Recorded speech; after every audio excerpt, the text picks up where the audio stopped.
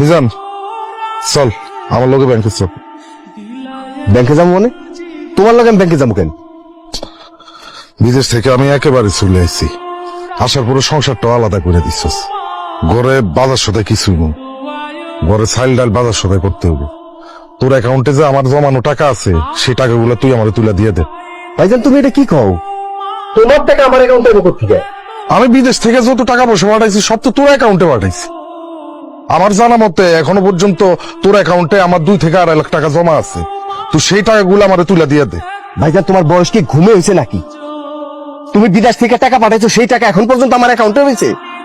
তুমি মাস শেষে সংসারের খরচের জন্য কিছু টাকা পাঠাইতা, তো সেই টাকা তো বাজার খরচ করতে করতেই শেষ হয়ে যাইতো। আর ওই যে তোমার বাচ্চাটা, তার আজকে জ্বর কালকে কাশি, ওই দিন এই হয়েছে আজকে ওই হয়েছে, এই সব করতে করতে ওষুধ আনতে আনতেই তো আমার টাকা সব শেষ।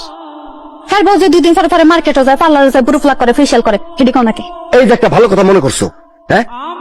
তুমি আজ পর্যন্ত কইতে পারবা আমার একটা শাড়ি কেনার লাগে, একটা 3 পিস কেনার লাগে একটা টাকা দিছো? তেল সাবান পাউডার কিছু তুমি আমার আজ পর্যন্ত কিনে দাও নাই। তোমার কাছে আমি টাকা চাইলেই তুমি কইতা সব টাকা নাকি বাজারেই শেষ হয়ে যাইতো।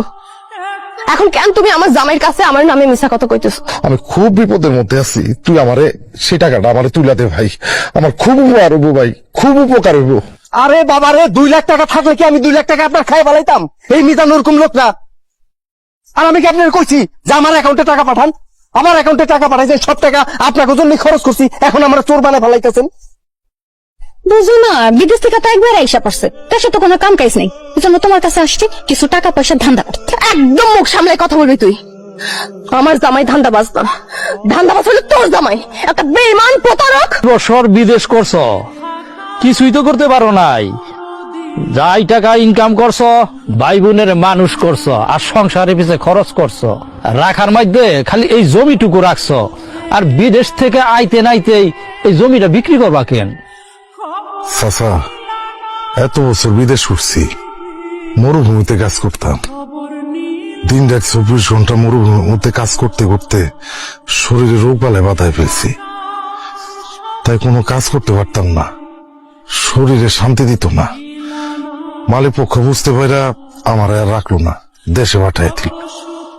দেশে আসছি একেবারে খালি হাতে। দেশে আসার পরে ছোট বড় পরিবারটাকে আলাদা করে দিল, হাতে কোনো টাকা পয়সা নাই, কোনো ইনকাম নাই। এখন বউ বাচ্চা লয়ে যে আমি কই যামু, কেমনে যে আমি সংসার চালামু, আমার মাথায় ধরতেছে না। তাই ভাবছি জমিটা বিক্রি করার পরে যে টাকা পয়সা পাবো, সেই টাকা দিয়া বাজারে একটা মুদি দোকান দিব। আহারে আকবর, প্রবাসীগর শেষ পরিণতি এইরকমেরই হয়।